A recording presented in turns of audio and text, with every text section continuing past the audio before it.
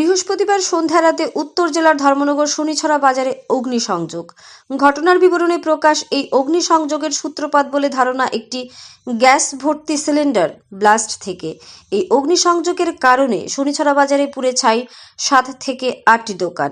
ঘটনার খবর স্থানীয়রা সঙ্গে সঙ্গে প্রেমতলা দমকল অফিস এবং ধর্মনগর দমকল অফিসে দিলে প্রেমতলা এবং ধর্মনগর দমকল অফিসের মোট 2টি ইঞ্জিনের আধ ঘন্টা প্রচেষ্টার পর এই আগুন নিয়ন্ত্রণে আসে। তবে দমকল অফিসের কর্মীরা যদি সঠিক মতো না যেত তাহলে পুরো বাজার পুড়ে ছাই হয়ে যেত। পাশাপাশি ধর্মনগর দমকল অফিসের এক কর্মী অভিযোগ করে বলেন, ধর্মনগর জুড়ি ব্রিজের কারণে তাদের কোনো ঘটনা ঘটার পর ঘটনাস্থলে যেতে ন্যূনতম 5 থেকে 7 মিনিট সময় নষ্ট হয়। পাশাপাশি দমকল অফিসের কর্মীরা এও জানায় যে তাদের জল সংগ্রহ করতেও ধর্মনগর থেকে বিভিন্ন সমস্যার সম্মুখীন হতে হচ্ছে। এদিকে শনিছড়া বাজারে স্থানীয় জনসাধারণ অভিযোগ করে বলেন, দমকল অফিসে খবর দিলে 15 মিনিট বিলম্বের পর দমকল অফিসের কর্মীরা ঘটনাস্থলে যান। এদিকে বুদ্ধিজীবী মহলের দাবি যে শীতের মরশুম আসতে অগ্নিসংযোগ বাড়ছে। তবে ঘটনার খবর পেয়ে ঘটনাস্থলে পৌঁছান চুরাইবাড়ি থানার পুলিশ। এই অগ্নিসংযোগের পেছনে কি রহস্য রয়েছে তা খতিয়ে দেখছেন চুরাইবাড়ি থানার পুলিশ। পুলিশি তদন্তের পর এই ঘটনার মূল রহস্য বেরিয়ে আসবে। অ্যাকচুয়ালি আমাদের কাছে আজকে ওই সন্ধ্যা 6:30টার সময় একটা কল আছে, শনিচড়া বাজারে নাকি আগুন লেগেছে। তো আমরা অ্যাকর্ডিংলি গেলাম, তো গিয়ে দেখি ওই মোটামুটি 6টা দোকান পুড়ে গেছে।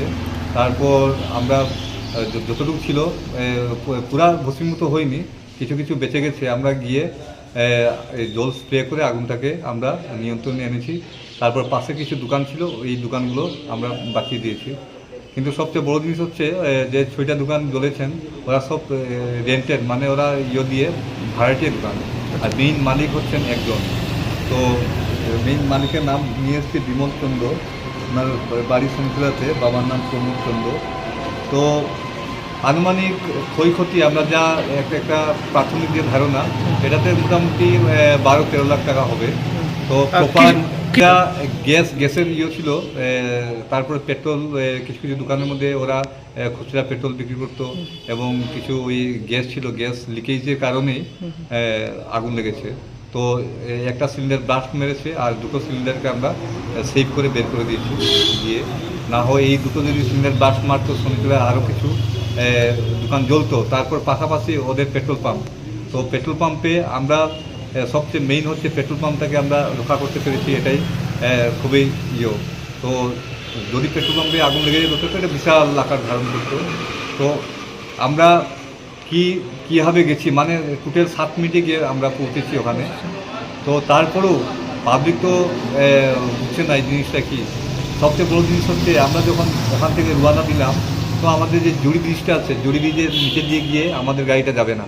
তো আমরা এই পূববাজার দিয়ে, ডিএমবি রোড দিয়ে পূববাজার দিয়ে বেরিয়ে যাচ্ছি। তো আপনারা তো জানেন ওই পূববাজারটা সবসময় কনজাস্টেড থাকে এবং টুকটুক ট্রাফিক জ্যাম থাকে। তো ওই জায়গাটা পেরোতে মোটামুটি 2 মিনিট আমাদের পেরিয়ে গেছে। তারপরেও আমরা মানে এত তাড়াতাড়ি গিয়ে পৌঁছেছি, মানে বলে লাভ নেই। তো ন্যাশনাল হাইওয়ে রাস্তাটা তো অনেকটা ভাঙ্গা, তারপর গাড়ি, অনেক গাড়ি, বড় বড় ট্রাক দাঁড়িয়ে আছে। তো আমরা গেলাম, গিয়ে করলাম, আগুনটাকে নিয়ন্ত্রণে নিয়ে এলাম। তো অনেকটাই আমরা সেভ করতে পেরেছি। তার মধ্যে আমাদের যে স্টাফের যে শর্টেজ, মাত্র 4জন ফায়ারম্যানের মধ্যে একজন ফায়ারম্যানকে সেন্টি রাখতে হয়, 3জন ফায়ারম্যানকে নিয়ে যেতে হয় বলে। এত বিশাল বিশাল বড় আগুন, এই 3জন ফায়ারম্যান কী করবে বলুন? হ্যাঁ, এই 3জন ফায়ারম্যান দিয়ে এত বড় আগুনটাকে, মানে কীভাবে পরিশ্রম হয়েছে আমাদের, এটা আমরা টের পাচ্ছি।